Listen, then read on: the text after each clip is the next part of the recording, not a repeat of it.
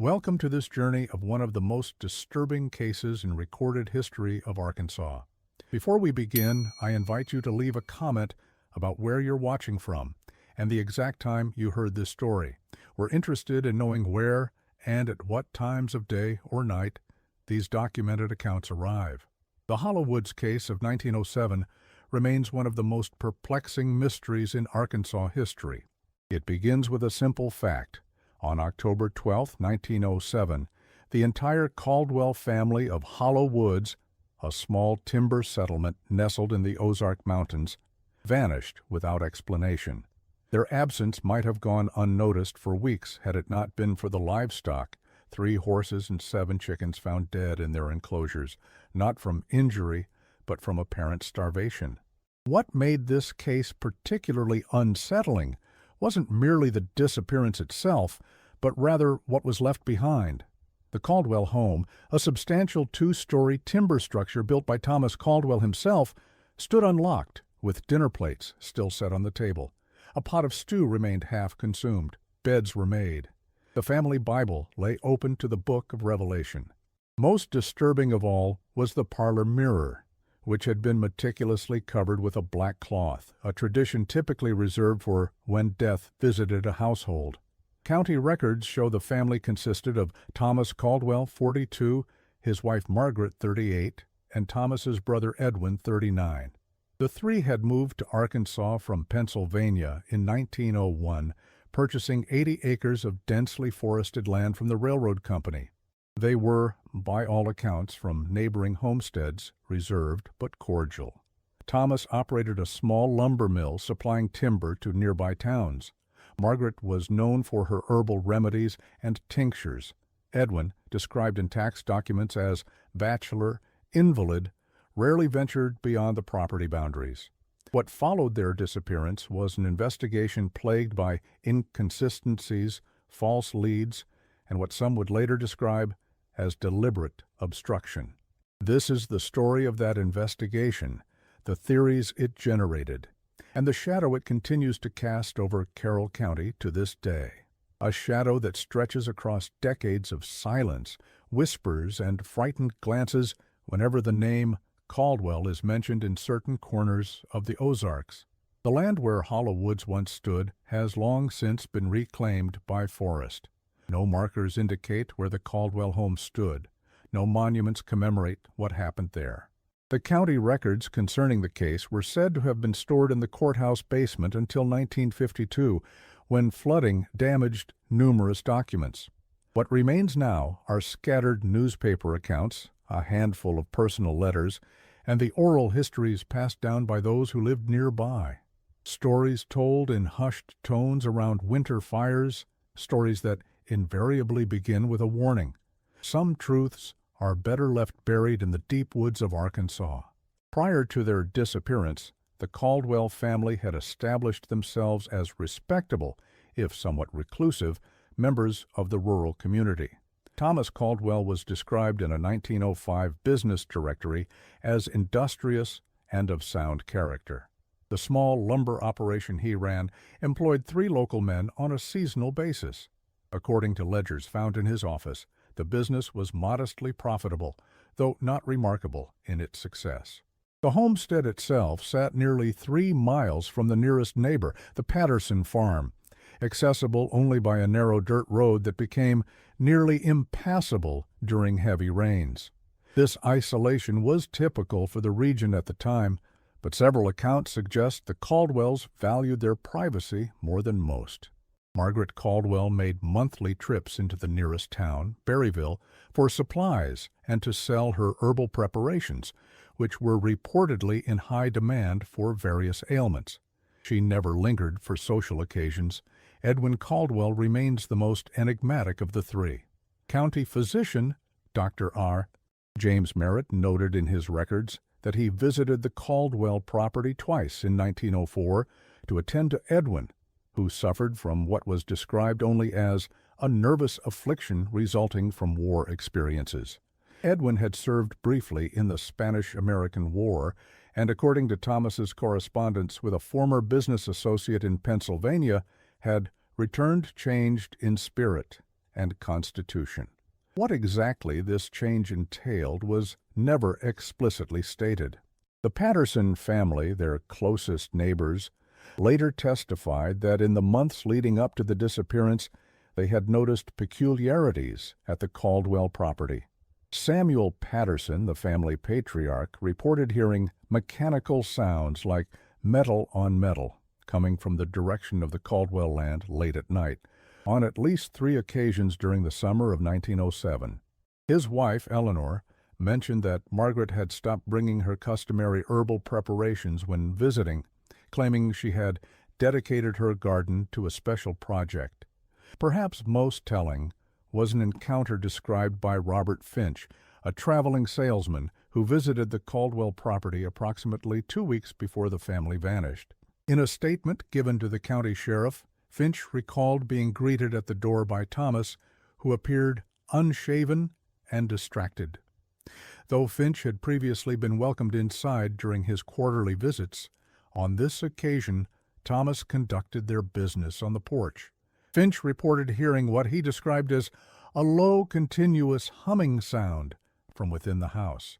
When he inquired about it, Thomas abruptly ended their meeting, saying only, "We've found something in the woods, Mr. Finch, something that changes everything." The Caldwell family's daily routines had been established over their 6 years in Arkansas. Thomas typically rose before dawn to begin work at his small sawmill. Margaret tended to her extensive herb garden and prepared the family's meals. Edwin, despite his condition, maintained the household accounts with meticulous precision. Their lives followed the predictable rhythms of rural existence until something disrupted that rhythm. According to a letter Margaret wrote to her sister in Ohio, dated August 24, 1907, one of the last known communications from the family, Thomas had begun spending considerable time exploring a section of their property known locally as the Narrows, a steep ravine cutting through the eastern portion of their land. Margaret's letter mentioned that Thomas had discovered something of significance, but provided no details, stating only that he had sworn her to secrecy until he could verify certain facts. This letter takes on particular importance when considered alongside an entry in Thomas's business ledger from September 3, 1907, mill operations suspended indefinitely. All resources dedicated to excavation project. No further explanation was provided, but the 3 seasonal workers employed by Thomas confirmed they were paid in full and told their services would not be needed for the foreseeable future. The final documented interaction with the Caldwells came on October 9, 1907, just days before their disappearance was discovered. Jeremiah Ellis, the postal carrier who serviced the rural routes, delivered a package to the Caldwell home. In his statement to authorities, Ellis recalled that the package was unusually heavy for its size and bore no return address, only a postal mark from Washington, D.C. Margaret, who accepted the delivery, appeared uncommonly agitated and asked Ellis if he had noticed anyone following him on his route. When Ellis responded in the negative, she nodded and said, "They'll come soon enough, but we'll be ready." Ellis was the last known person to see any member of the Caldwell family alive. What transpired in the 3 days between Ellis's visit and the family's disappearance remains unknown. No storms were recorded in the area that might have prompted evacuation. No family emergencies were reported that could explain a sudden departure. The Caldwells simply vanished, leaving behind almost everything they owned, including items of significant value such as Margaret's silver hairbrush set, a gift from her father which was found on her dressing table. The discovery of the Caldwells' absence came on October 17, 1907, when Samuel Patterson, concerned by the unusual silence from the neighboring property, rode over to investigate. Finding the abandoned house and deceased livestock, Patterson immediately returned home and dispatched his eldest son to Berryville to alert the authorities. Sheriff William Hargrove arrived the following morning with 2 deputies. Their initial search of the property revealed several peculiarities beyond those already observed by Patterson. In his official report, Hargrove noted that while the house showed no signs of struggle or violence, There were indications of hasty departure. A woman's shawl hung on a hook by the door. A pipe, apparently Thomas's, lay still packed with tobacco on his desk. Most puzzling was a series of marks found scratched into the wooden floor of the kitchen, symbols that Hargrove described as unlike any alphabet or numerical system known to me. The cellar door was found locked, and when forced open, revealed a space transformed from its original purpose. The food storage shelves had been emptied and pushed against one wall. A large table occupied the center of the room, covered with papers bearing more of the strange symbols found in the kitchen. In one corner stood what Hargrove described as a contraption of brass and copper, cylindrical in shape, approximately 3 feet in height, with numerous dials and a cranking mechanism. No one present could identify its purpose. The search extended to the lumber mill, which showed signs of having been converted to some other use. The saw blades had been removed from their mounts, and various metal parts appeared to have been repurposed. A blacksmith's forge had been installed in one corner, an addition not typically found in small lumber operations. Most notably, the mill's water wheel had been modified with an elaborate system of gears and belts that led to a device similar to the one found in the cellar. It was at this point that the investigation took its first unusual turn. According to Deputy Michael Collins's personal journal, found among his effects after his death in 1946, Sheriff Hargrove received a visitor while the search of the property was still underway, a man who identified himself as James Colton from the Department of the Interior. No official record of this visit exists in the sheriff's report, but Collins described Colton as a thin man of middle years, dressed too finely for our country surroundings, who spoke with authority and presented papers that seemed to satisfy the sheriff completely. Following Colton's arrival, the focus of the investigation shifted dramatically. Rather than continuing to search for the missing family, Hargrove instructed his men to collect all papers, journals, and the strange devices found in the cellar and mill. These items were loaded into Colton's carriage, and by nightfall, the government representative had departed with virtually all physical evidence from the scene. The official investigation was closed 3 days later with a notation in county records stating only that the Caldwell family is presumed to have abandoned their property voluntarily for reasons unknown. No further action was taken by local authorities. This might have remained the official narrative had it not been for a discovery made the following spring by a local hunter, Elias Thornton. While tracking deer in a remote section of what had been the Caldwell property, Thornton came upon a small clearing that showed signs of recent excavation. At the center of this clearing was what he described as a perfect circle of blackened earth, approximately 15 feet in diameter, within which nothing grew. Surrounding this circle were more of the strange symbols, this time carved into the trunks of the encircling trees. Thornton reported his find to Sheriff Hargrove, who allegedly told him to forget what he had seen and to stay away from the former Caldwell land. According to Thornton's account, published years later in the Berryville Gazette, Hargrove appeared frightened by the information and mentioned that government men had instructed him to report any findings related to the Caldwell case directly to them, bypassing normal procedures. The clearing discovered by Thornton could not be located by subsequent searchers, leading many to dismiss his account as fabrication.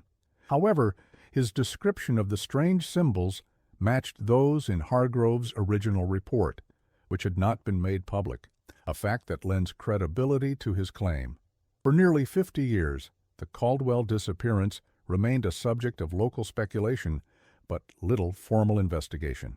The property was eventually reclaimed by the county for unpaid taxes and sold to a timber company which harvested the valuable hardwoods but never developed the land. The house and mill fell into ruin, victims of weather and scavengers. By the 1940s, little remained to indicate that the Caldwells had ever lived there at all. Local folklore began to incorporate elements of the mystery. Stories circulated about strange lights seen above the former Caldwell property on moonless nights. Hunters reported disorientation when passing through certain areas of the woods, claiming that compasses would spin uselessly and watches would stop working.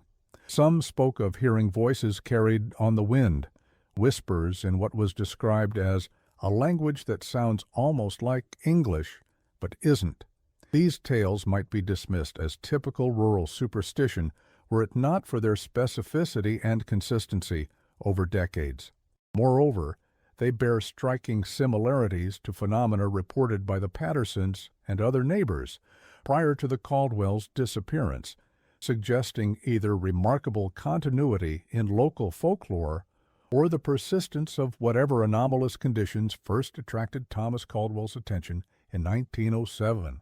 Then, in 1956, the case received unexpected attention when Professor Harold Jenkins of the University of Arkansas began researching what he termed anomalous historical incidents in the Ozark region. Jenkins, a historian with an interest in folklore, came across references to the Caldwell disappearance and began collecting oral histories from elderly residents who remembered the events of 1907. What emerged was a more complex narrative than the official record suggested.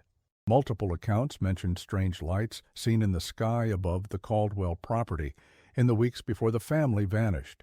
Others recalled unusual weather patterns, localized storms that seemed to center on the area around the Caldwell land. Several people interviewed by Jenkins spoke of Margaret Caldwell's increasing paranoia during her final visits to town, including her purchase of an unusually large quantity of salt and iron nails from the general store. Most significantly, Jenkins uncovered a journal kept by Dr. James Merritt, the county physician who had treated Edwin Caldwell. In an entry dated September 28, 1907, approximately 2 weeks before the family's disappearance, Merritt wrote, "Called to Caldwell residence regarding E.C.'s condition, found patient in state of extreme agitation, claiming to hear voices from the hole. T.C. refused to allow examination of excavation site, stating matter was under government purview.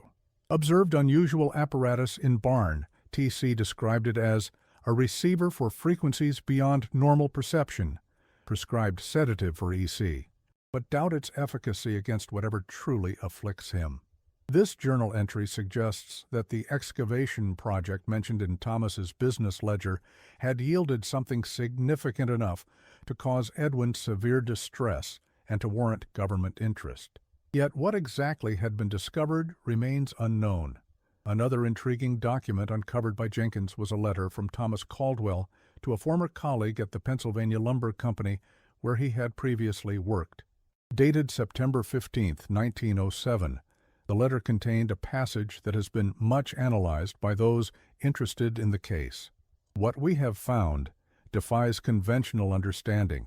The mathematics involved are unlike anything taught in our universities.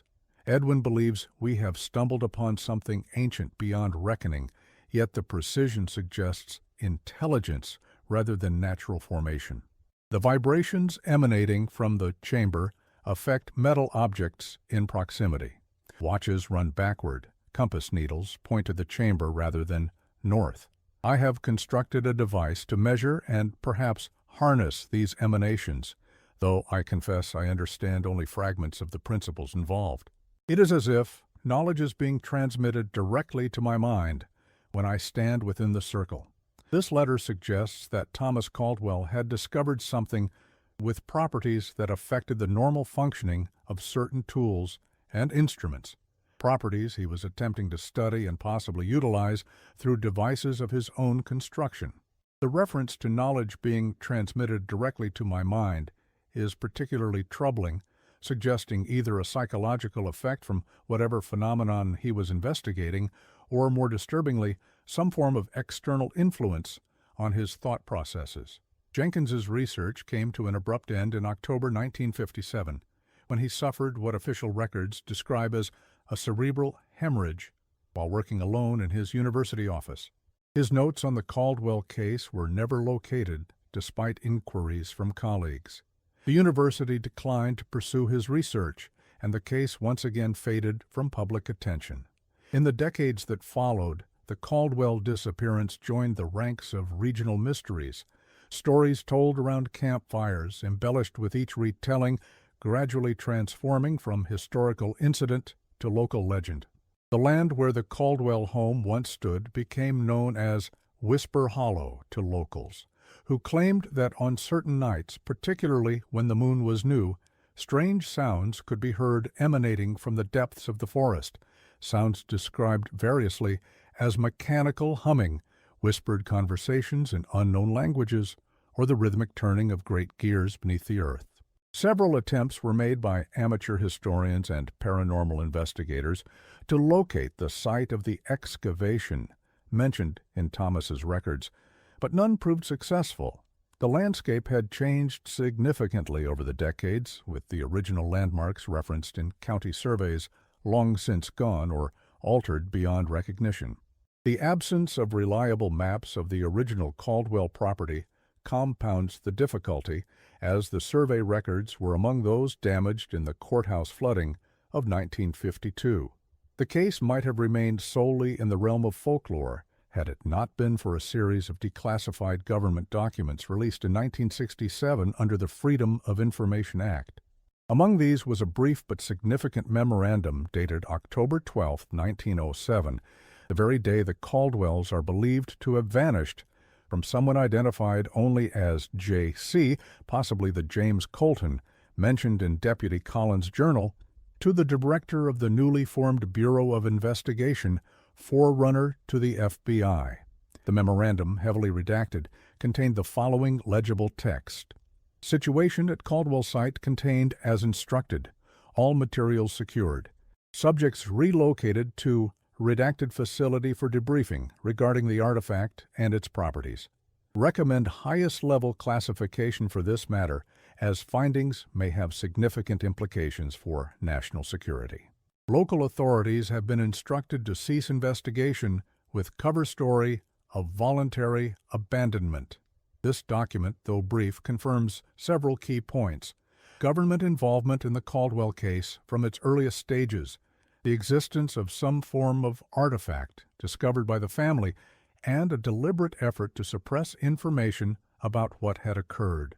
Most importantly, it suggests that the Caldwells did not meet with foul play, but were instead taken into government custody, though for what purpose and what ultimately became of them remains unclear.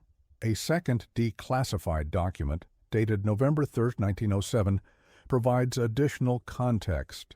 This report, authored by someone identified only as Scientific Advisor R, states, preliminary analysis confirms Caldwell's device functions as described, though his understanding of the principles involved was incomplete.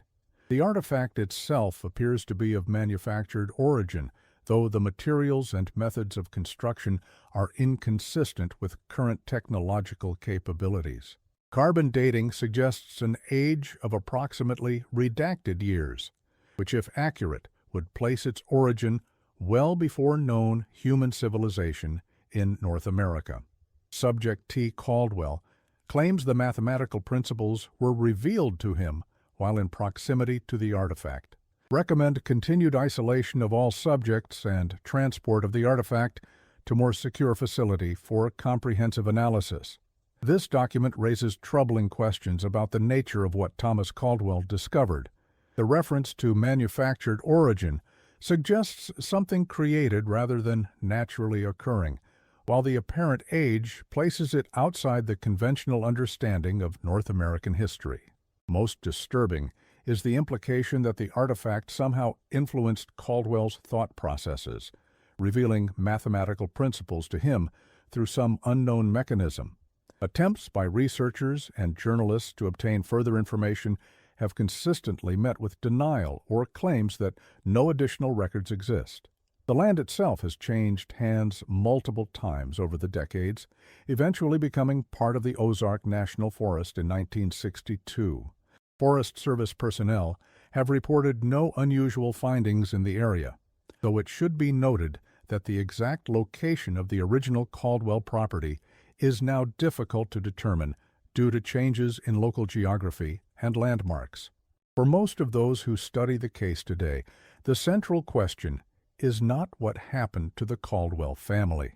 The declassified memorandum suggests they were taken by government agents, but rather what they discovered on their property that warranted such extraordinary measures. The strange devices described in Sheriff Hargrove's report, the symbols found scratched into floors and trees, the excavation site, the artifact mentioned in the memorandum, all point to something well beyond the ordinary concerns of rural Arkansas in 1907. Various theories have emerged over the years. Some suggest Thomas Caldwell, an educated man with an interest in geology, discovered an unusual meteorite or mineral deposit with properties that attracted government attention. Others believe the family may have stumbled upon evidence of previous inhabitants in the area, perhaps ancient structures or artifacts that challenged conventional historical understanding. A more extreme interpretation, popular among certain fringe researchers, holds that the frequencies beyond normal perception mentioned in Dr. Merritt's journal suggest the Caldwells had discovered evidence of non-human intelligence, either ancient or extraterrestrial in origin. Proponents of this theory point to the strange symbols, the circular clearing found by Thornton, and the government's swift intervention and subsequent classification of the matter. The possibility that the Caldwells discovered something of genuine archaeological significance cannot be dismissed entirely. The Ozark region has a rich indigenous history, with evidence of human habitation dating back thousands of years. Could Thomas Caldwell have uncovered some artifact from a previously unknown ancient civilization, one with technological capabilities beyond what conventional archaeology attributes to pre-Columbian North America? Whatever the truth, the Caldwell case stands as a reminder that even in the supposedly well-documented modern era, mysteries remain, events that slip through the cracks of official history, leaving behind only fragments and whispers for future generations to interpret. In 1968, an elderly man named Joseph Caldwell arrived in Berryville, claiming to be a distant cousin of the vanished family. According to local newspaper accounts, he spent several weeks in the area, interviewing older residents and visiting county offices to review what records remained. Before departing, he reportedly told the proprietor of the boarding house where he stayed that he had found what he was looking for, though he declined to elaborate. No record exists of Joseph Caldwell's findings, if any, and attempts to trace him through genealogical records have proven inconclusive. Some speculate he may have been a government agent sent to assess what local memory of the incident remained after 6 decades. Others suggest he might have been seeking information about relatives he genuinely believed had disappeared under mysterious circumstances. One curious detail from Joseph Caldwell's visit, reported by the boarding house proprietor in a subsequent interview with a local historian, was his particular interest in the strange symbols mentioned in accounts of the case. He reportedly carried a small notebook containing similar markings, which he compared with those described by locals who remembered the original investigation. When asked about their meaning, he allegedly replied, "They're not a language as we understand it. They're mathematical expressions, equations describing relationships that conventional mathematics couldn't capture in 1907. This statement, if accurately reported, suggests that Joseph Caldwell possessed knowledge about the symbols that went beyond what was publicly available, raising questions about his true identity and connection to the case. The boarding house proprietor also mentioned that Joseph seemed unusually interested in local reports of electronic equipment malfunctioning in certain areas of the forest, asking specifically about anomalous electromagnetic readings, terminology that would have been somewhat specialized for a layperson in 1968. The land where the Caldwell home once stood remains undeveloped to this day, a densely wooded area within the national forest. Hikers occasionally report feelings of unease when passing through, though whether this stems from knowledge of the area's history or some more tangible influence is impossible to determine. Park rangers acknowledge the stories, but attribute them to the power of suggestion and the natural disorientation that can occur in dense woodland. In 1973, a group of university students camping in the general vicinity reported experiencing strange dreams on 3 consecutive nights, dreams in which they found themselves wandering through underground chambers marked with symbols similar to those described in the Caldwell case. None of the students had prior knowledge of the story, making this shared experience particularly noteworthy. Upon learning of the historical connection to their campsite, they attempted to locate any unusual features in the surrounding area, but found nothing conclusive. In 2002, an archaeological survey was conducted in the general vicinity as part of a broader study of early 20th century settlements in the Ozarks. The team reported finding scattered foundation stones consistent with the dimensions of the Caldwell home as described in county records, along with fragments of period-appropriate ceramics and metalwork. They noted no anomalous findings, though their survey was not specifically focused on the mystery surrounding the family's disappearance. One member of the team, however, later reported in an unofficial capacity that their electronic equipment, including GPS devices and digital cameras, experienced unexpected failures during portions of the survey, particularly in a ravine area that might have corresponded to the narrows mentioned in Margaret Caldwell's letter. This equipment functioned normally when removed from the area, only to malfunction again when brought back, behavior consistent with strong electromagnetic interference. No source for such interference was identified. One curious footnote to the story emerged in 1965 when a nursing home resident in Springfield, Missouri, claimed to be Edwin Caldwell. The elderly man, whose actual identity was never conclusively established, told attendants that he and his family had been taken by government men after his brother had opened a door that should have remained closed. He spoke of years spent in a facility where they asked questions about what we had heard and seen, but became agitated when pressed for details and eventually refused to discuss the matter further. He died in 1966, taking whatever knowledge he possessed to the grave. Medical records from the nursing home described the man as suffering from persistent auditory hallucinations and paranoid delusions regarding government surveillance. However, a notation in his file indicates that he was able to draw the same strange symbols described in the original Caldwell case, symbols that had never been reproduced in any publicly available documentation. This curious fact suggests either that he was indeed connected to the Caldwell family, or that he had somehow gained access to restricted information about the case. For those fascinated by historical mysteries, the Caldwell case offers a tantalizing blend of documented fact and enduring enigma. The family's disappearance is a matter of record. The government's interest, confirmed by declassified documents, suggests something beyond ordinary criminal investigation. Yet the nature of what the Caldwells discovered and their ultimate fate remains shrouded in uncertainty. Perhaps this is fitting.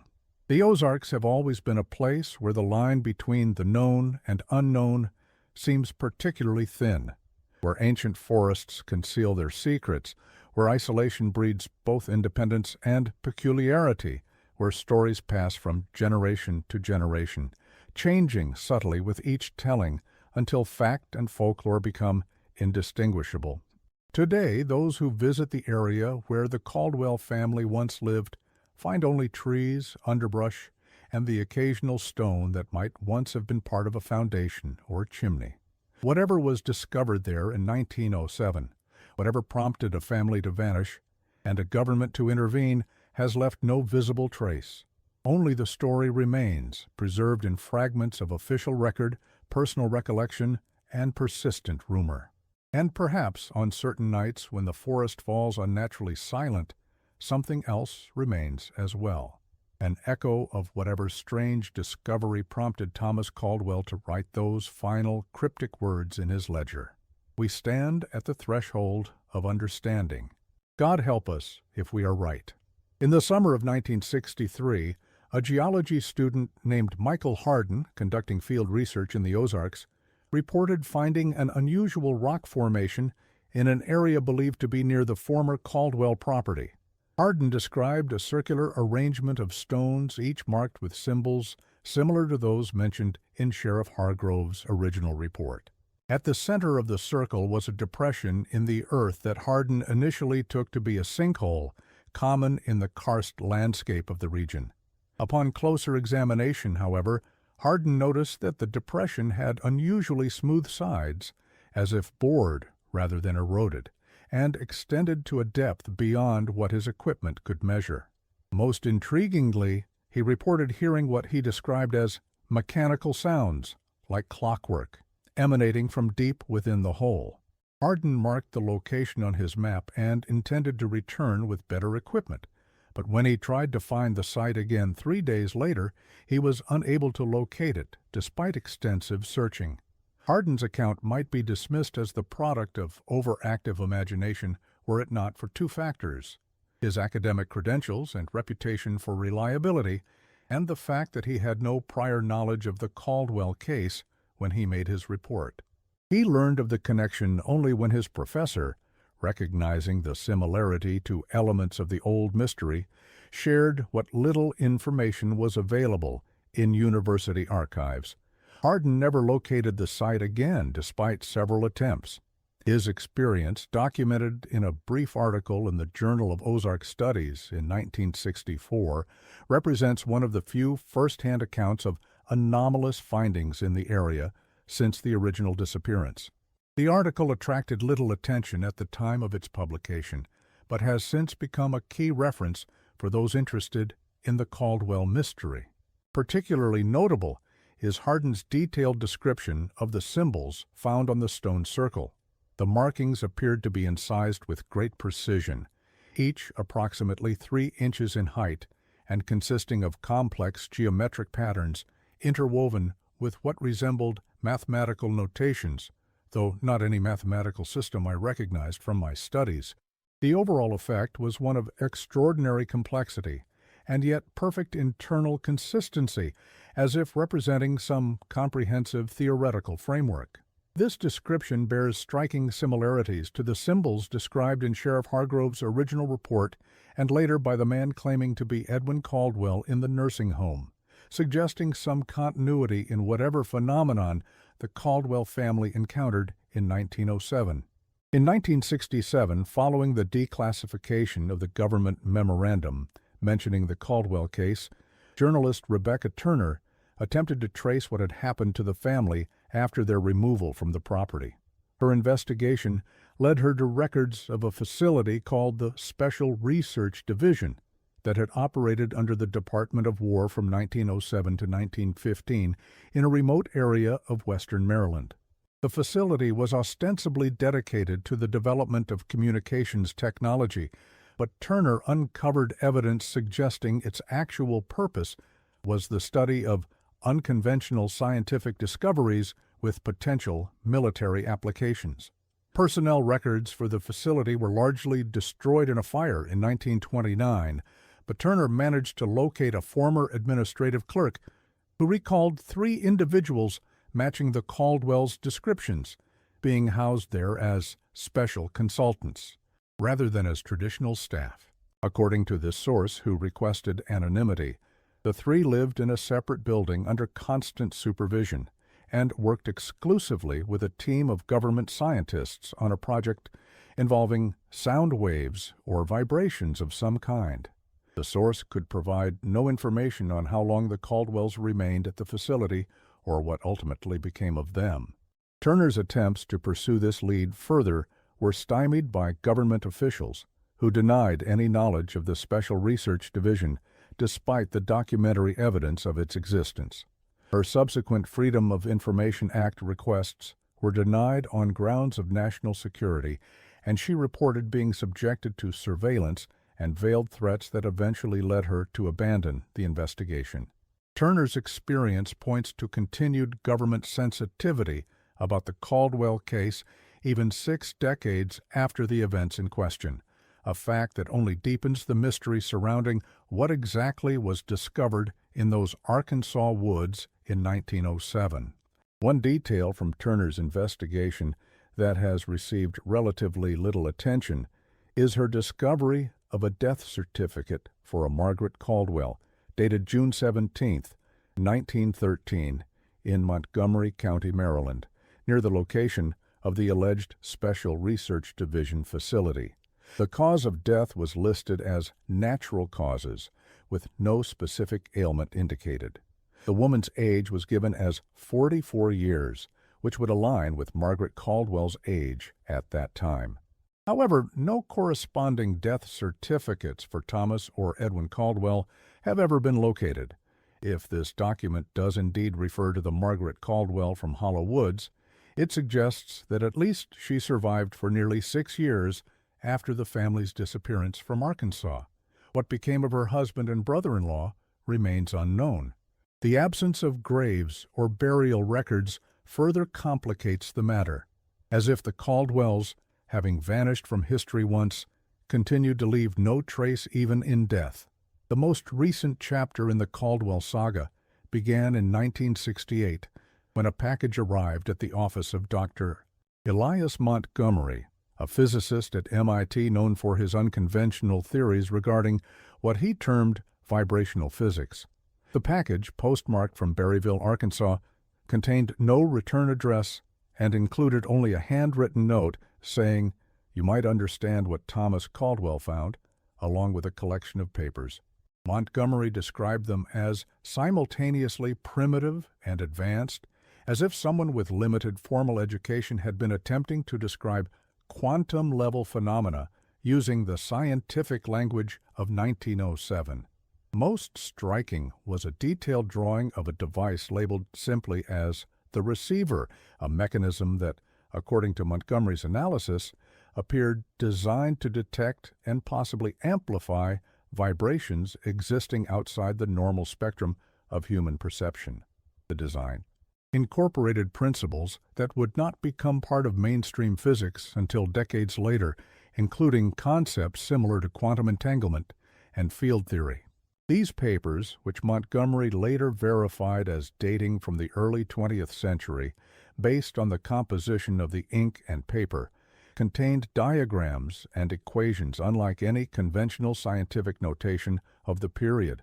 Montgomery's attempts to construct a working model based on the diagrams were unsuccessful, as key elements of the design seemed to rely on materials or processes not specified in the documentation. Nevertheless, he became convinced that Thomas Caldwell had somehow developed theoretical frameworks decades ahead of their time, possibly as a result of whatever he had discovered on his property. The physicist published his preliminary analysis in an obscure scientific journal in 1969, but found his academic reputation damaged by what colleagues viewed as an excursion into pseudoscience. The original papers sent to Montgomery were not found among his effects, and his family reported that in his final years he became increasingly paranoid, claiming to be under surveillance and speaking of frequencies that carry messages across time and space. A colleague who visited Montgomery in his final months later wrote that the physicist had begun to experience what he described as auditory phenomena, similar to those reported by Edwin Caldwell, voices that seemed to emanate from nowhere, speaking in what Montgomery described as a language of pure mathematics. Whether these experiences represented genuine perception of some external phenomenon, as Montgomery believed, or were symptoms of mental deterioration, remains a matter of speculation. He subsequently withdrew from public life, continuing his research privately until his death in 1975. The Caldwell case intersects with several other mysteries and anomalies reported in the Ozark region over the decades. Local folklore has long included accounts of dead zones where compasses fail and electronic equipment malfunctions, areas where time seems to pass at a different rate, and locations where unusual sounds can be heard under certain conditions, typically described as mechanical or rhythmic in nature. While such reports are common in many rural areas with strong oral traditions, the consistency of these accounts across generations and their similarity to phenomena reportedly associated with the Caldwell case raise the possibility of some underlying reality behind the folklore. Could these stories represent encounters with the same phenomenon that the Caldwell family discovered and attempted to study? And if so, what exactly is that phenomenon? Is it possible that Thomas Caldwell, a man with no formal scientific training, stumbled upon some natural phenomenon that granted him insights into physics that were decades ahead of his time? Did the strange symbols found at the property represent an attempt to transcribe information received through this phenomenon? And if so, what was the source of this information, and why did it prompt such decisive government intervention? These questions remain unanswered and perhaps unanswerable. What can be said with certainty is that in the autumn of 1907, something occurred at a remote homestead in the Arkansas Ozarks, something significant enough to cause 3 people to vanish from history and to generate ripples of consequence that continue to be felt more than half a century later. For those who have studied the case most closely, a particular detail often stands out. Margaret Caldwell's question to the postal carrier on that final day, "They'll come soon enough, but we'll be ready." The statement suggests not fear of what the family had discovered, but anticipation, as if whatever forces were at work, the Caldwells had made peace with their role in events. This resignation, or perhaps acceptance, is echoed in the final entry found in Thomas Caldwell's personal journal, recovered from a locked drawer in his desk before being confiscated by the government representative. What we have discovered is beyond our capacity to fully comprehend, yet I am compelled to continue. The voices speak of things to come, of knowledge waiting to be found, of doors opening between worlds. I understand now why Edwin hears them more clearly than I. His mind was already altered by his experiences in the war, made receptive to frequencies most cannot perceive. Margaret worries for our safety, but there can be no turning back. We are instruments in something far greater than ourselves. Today the forests have reclaimed what was once hollow woods. The lumber mill where Thomas Caldwell modified his water wheel for unknown purposes has collapsed into a tangle of rotting timber and rusted metal. The house where a family sat down to a final meal before vanishing into government custody has long since returned to the earth. Only the mystery endures, a whisper echoing through time, hinting at revelations both profound and disturbing. Perhaps it is best that some mysteries remain unsolved. As Thomas Caldwell himself wrote in that final ledger entry, "We stand at the threshold of understanding. God help us if we are right." In the dense woods of the Ozarks, where shadows seem deeper than elsewhere and silence carries its own weight, there are still those who claim to hear strange sounds on windless nights, a mechanical humming like great gears turning slowly beneath the earth, marking the passage of time until some appointed hour arrives. And there are still those who avoid certain remote hollows where, it is said, the very air seems to vibrate with unseen energies, where watches stop for no reason, where the needle of a compass spins uselessly, and where the mind perceives patterns at the edge of vision, symbols that seem almost, but not quite, familiar. Whatever the Caldwells discovered in those woods in 1907, its echoes continue to resonate through the decades, a reminder that even in our mapped and measured world, genuine mysteries remain, fragments of reality that resist conventional explanation, beckoning the curious toward thresholds perhaps better left uncrossed.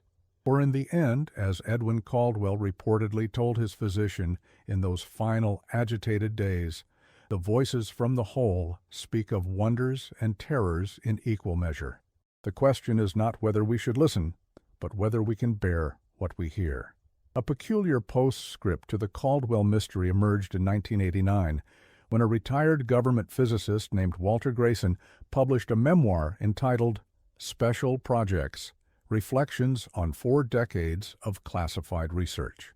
Though the book focused primarily on his work during the Cold War, a brief passage referenced earlier projects that had influenced his career choice.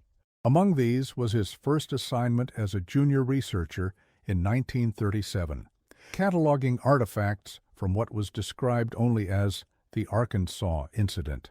Grayson wrote, "Among the items was a device of brass and copper construction, similar in some respects to a radio receiver, but incorporating principles I would not encounter again until the development of quantum field theory in the 1950s. The accompanying documentation, partially in cipher and partially in standard English, suggested the device had been designed to detect and potentially amplify what were termed transdimensional vibrations. Most remarkable were the equations governing its operation, mathematically sound, yet derived from theoretical foundations unlike anything in the scientific literature of the time.